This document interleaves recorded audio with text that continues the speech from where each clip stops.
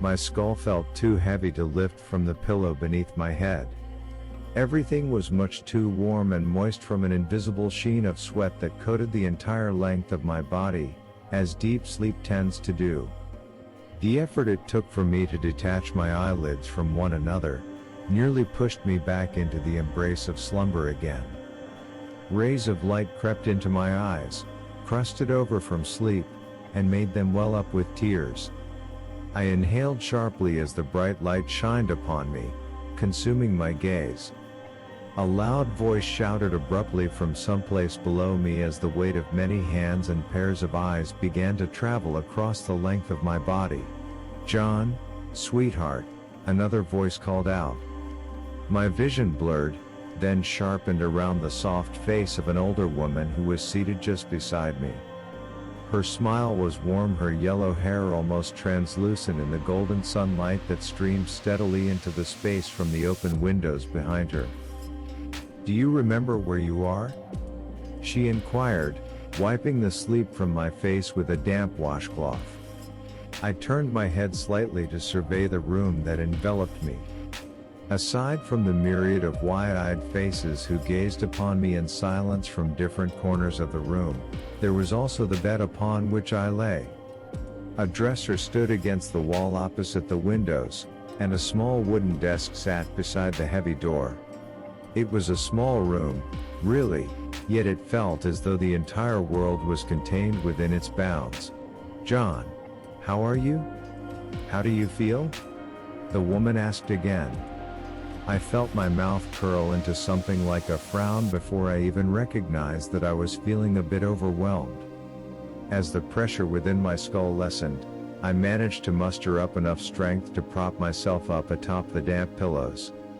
It took me a few moments to regain some degree of control over my breathing. The other faces in the room then began to introduce themselves to me in hushed tones. They all wore deep furrows and creases between their brows and upon their foreheads, planting kisses upon my face and hands with utmost delicacy. It felt as though they were afraid that I'd crumble into 100 pieces or wither away under the pressure of their love. Some introduced themselves to me as cousins, some as aunts, some as neighbors, all smiling softly. An older gentleman in a black suit appeared at the foot of my bed once the sunlight had melted away a bit.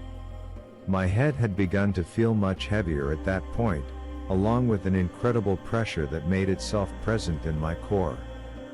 The gentleman pressed a metal sort of disc onto my chest and asked me to stay very silent as he listened to something within me that I could not hear myself. He seemed upset with whatever it was that he heard, and put his instruments away gruffly without looking into my eyes. "Will he be all right?" the woman with the yellow hair inquired. I would soon come to remember that this woman was my mother. "I'm afraid," the gentleman began, "I don't know what to say. He seems fine. There's nothing particularly strange about him that I can see, but..."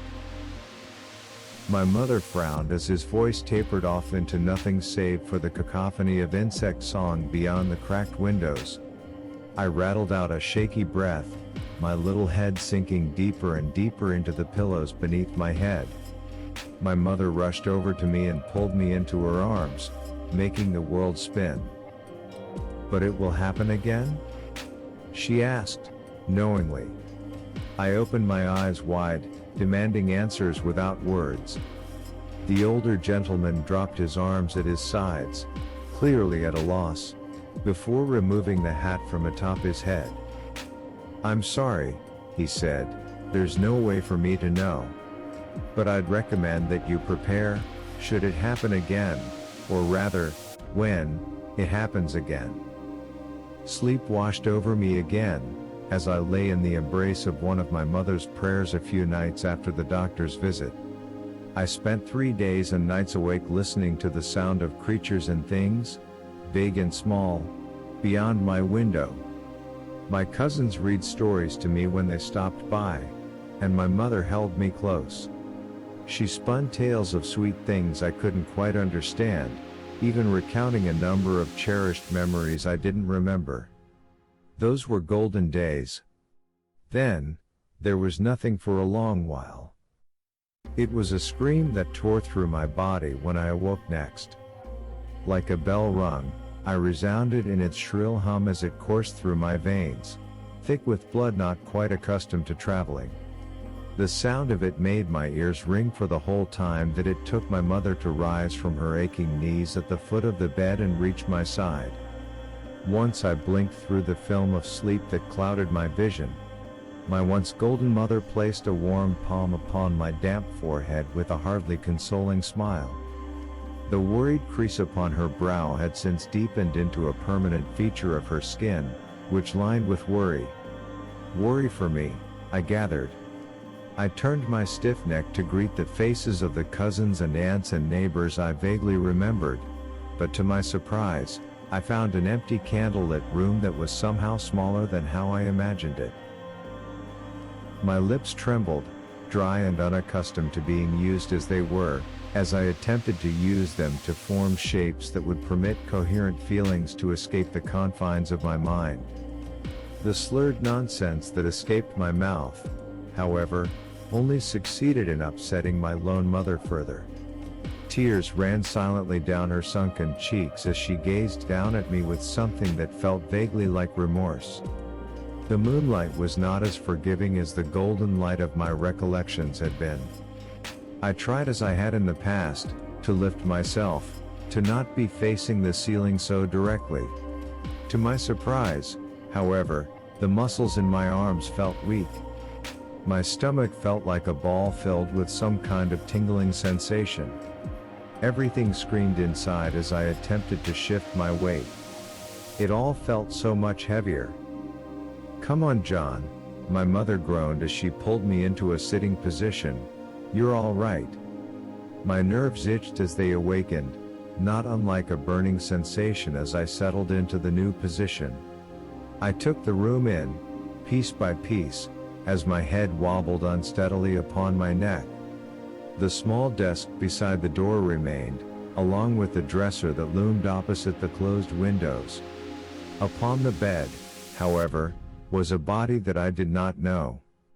The toes I saw nearly reached the iron frame at the foot of my bed. The hands on my lap, much bigger than the ones I remembered having. I began to feel a wave of unease crash over me as my mother sighed where she stood beside the windows. She had gathered her rosary and prayer book up into the crook of her arm. "You're a big boy now, all grown up," she practically whispered to herself. I suppose she was right. The tree limbs beyond the glass cast strange shadows like fingers across my arms and thighs, which were lined with stretch marks the shade of milk. My thoughts felt cloudy as the blood gradually rushed down from my head to the rest of my being.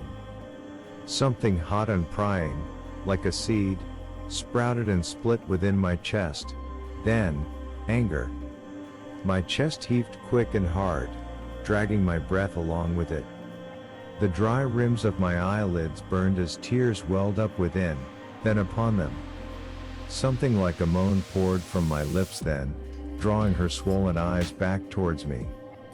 My mother pulled her bottom lip into her mouth so as not to cry as she unlatched the window directly before her. As though the fresh air would somehow purify the quick fear that had caught hold of my spirit. How could I have grown so much? How long had I been asleep this time? The sound, my sound, filled my entire being like the thrum of her scream upon my awakening. It felt comforting in a way, as though I were really doing something of my own accord. It almost felt like being held, grounded in a hum of my own, a sound of my own making. My throat began to feel raw on the fourth day that I was awake. My mother spent a great deal of time whispering beyond the heavy door directly across from where I sat waiting. The words she shared so fervently were with the older gentleman from the last time, who had listened to my insides. They said things I could not make out through the thick wooden slab, but which made them sad when they caught me looking to them for some explanation. Consolations always cost something.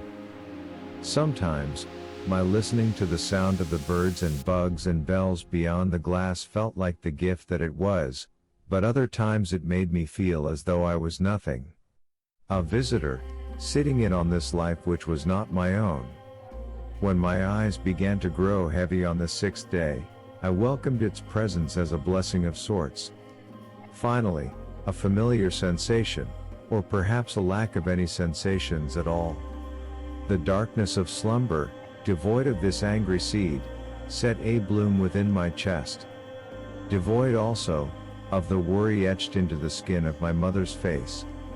This time, she did not cradle me in her arms as she had before.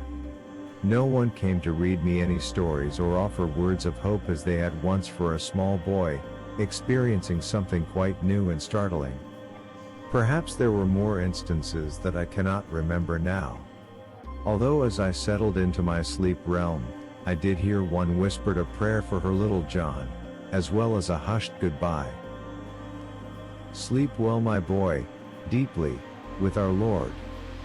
To open your eyes in a room so dark, that you lose the ability to tell whether or not you opened them at all, is just about as disembodying of an experience that one can have. For an instant, I wondered whether my mother had placed some cloth over my eyes to ease me into a sort of waking state this time. But there was no pressure that I could feel, of something having been laid across my face. I then began to wonder about the condition of my small room, and why it suddenly looked so dark. But it was evident that I wasn't in my bed at all. There was a hard surface beneath my body, which had been laid flat across the length of it. I tried to move my legs, still fuzzy with the static of sleep, and kicked some sort of wall. I then recognized the sound of my quick breaths. The air felt closed, in a manner of speaking. How could there be no light at all? I wondered. My head rose with some effort in a fit of panic and crashed into a surface just as hard as the one beneath me. No, this wasn't my room at all. No windows, no small desk beside the heavy door, no dresser standing watch over my mother and me. Where was my mother? Who left me here? Rather, what was this here that I lay within? As my breathing grew more panicked, my head started to feel lighter in a peculiar way. I felt weak, and so I laid my body flat again as I had awakened, so as to think for a bit. It was at this moment that I felt the strange pressure around my numb fingers, as well as the soft flesh of my wrist. With my other hand, which was also folded across my chest, in a manner most unfamiliar to me, I caressed the strange source of pressure only to realize that it was some sort of string. A string that became taut when I pulled it straight back toward where my face lay in the impenetrable dark. The sound of those birds and bugs and bells from beyond the glass windows of my shrinking room suddenly returned to me as my chest heaved with something both incredibly cold and burning, not unlike fear. It must be a bell then, I mused.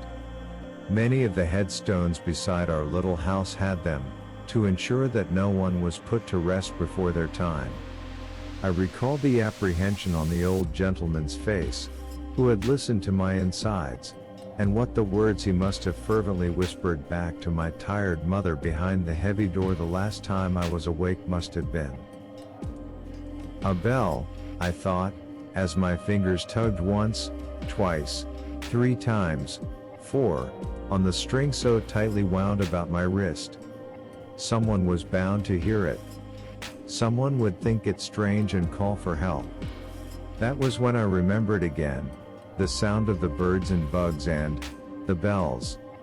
If it was a windy day, it wouldn't only be this bell ringing through the field, crowded with graves like baby teeth, poking through the soft earth. It would be only one soft twinkling amongst many. Yet still, I pulled. I pulled until my arm collapsed back upon the hardwood again, unable to muster up the strength to pull any more.